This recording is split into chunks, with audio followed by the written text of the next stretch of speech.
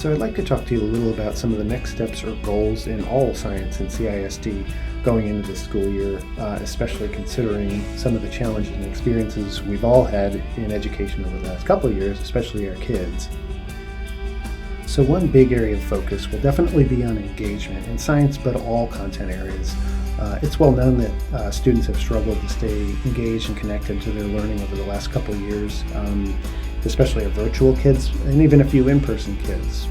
But regardless of the scenario, they're all going to need time to adjust. Some of our virtual kids haven't been in a school building in over a year. Some of our in-person kids have no idea what it's like to have a whole class filled up or a whole building filled up with students for that matter. So the good news is a lot of their best memories about their learning over the last couple of years will probably be in science, because science lends itself well to just being naturally interesting and naturally engaging. So if we can use that to our advantage, that would be great. And this goes for any content area where they're learning by doing. That would include physical education and arts and athletics. So if they're actually doing something hands-on, that's going to help connect them a little bit more to the content.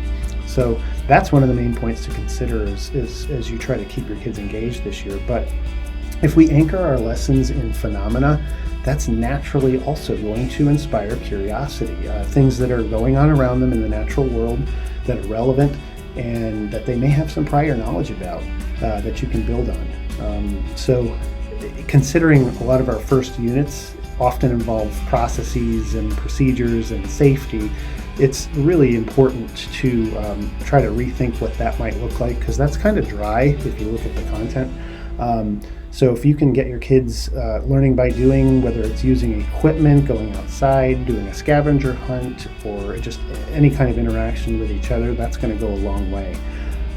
If you would like to learn more about phenomena, there is an asynchronous Flex Schoology credit opportunity that you can get involved in. So reach out to me and I will help connect you to that. So the next thing I want to talk about is more of a philosophy shift than anything else. All over the news we keep hearing things like learning loss, learning gap. If we can reframe that as unfinished learning, it just puts everyone in a better state psychologically and emotionally, and that includes you and your kids. So conversations that focus on what they don't know aren't as productive as focusing on what they do know and starting from there and growing from there. If you are looking at your specific content area or grade level, they may not know something you expect them to know, but that's a yet. If we can add the word yet on there, that is our job. Unfortunately, this year we might have to accelerate a few more kids that aren't where you expect them to be, but we can do that. And for those kids who already know it, there's going to be a lot of them, so we have to make sure we have some things planned for those kids to keep them engaged. Points to consider for that, anytime you can get kids into small groups, it will help accelerate them. Games are great for learning. Kids always want to play games, so if we can connect that to your content somehow, that can be helpful. Independent activities that can keep them engaged while you're working with small groups obviously are important. We're going to have to really formatively assess often so that we know where we're losing kids if we are, or if we are actually proceeding faster than we expect. We want to make sure we go as quickly as possible and get those kids right where they need to be. One of the next areas of focus that goes hand in hand with unfinished learning is pre-assessment. It's always a good idea to pre-assess kids to make sure they're ready for the content you are ready to introduce. But this year more than ever, I think we really need to get at the prerequisite skills that our kids do or don't have before we introduce more complex content. And I know that this is sometimes a time-consuming thing, but we have to try to keep these quick. That is priority number one. Make it so that it can be done in a few minutes if possible. Certainly don't give a test. That is not something you or your kids will probably be excited about in the first couple weeks of school. So keeping them as light and as fun as possible would be of great value to you and the kids. And that being said, consider a performance task, because if the kids are actually doing something, it's going to be far easier for them to almost not know they're being assessed. We don't need to have elaborate rubrics or anything like that.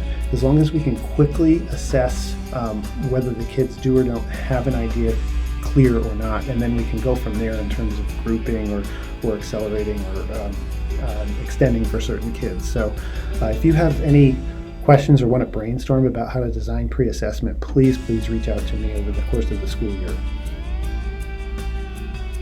The last major area I'd like to focus on going into the school year is sustainability.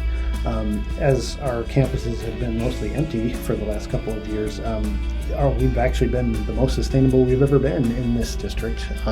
So to come back to full capacity where everybody's on campus, we are going to notice that our kids may have forgotten some of the better practices or routines that we've had in place, and even our staff to some extent. So it is important for us to model how we are truly global citizens, and Texans are truly global citizens because Texas is enormous, and it's also been growing even throughout the pandemic. So we have more people here than ever, and our footprint is even higher than ever now as well. So some points to consider in that is just getting your kids involved in any kind of activity that involves sustainability. So that can be energy conservation, it can be recycling.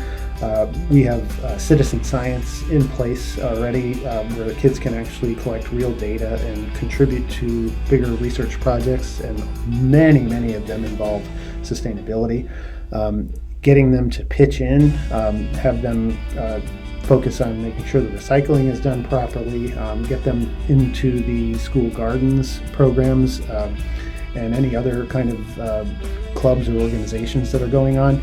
It'll be huge to keep kids mindful of this planet and how fragile it really is. So please reach out to me if you have any questions or want to brainstorm any kind of ways we can get your classes involved.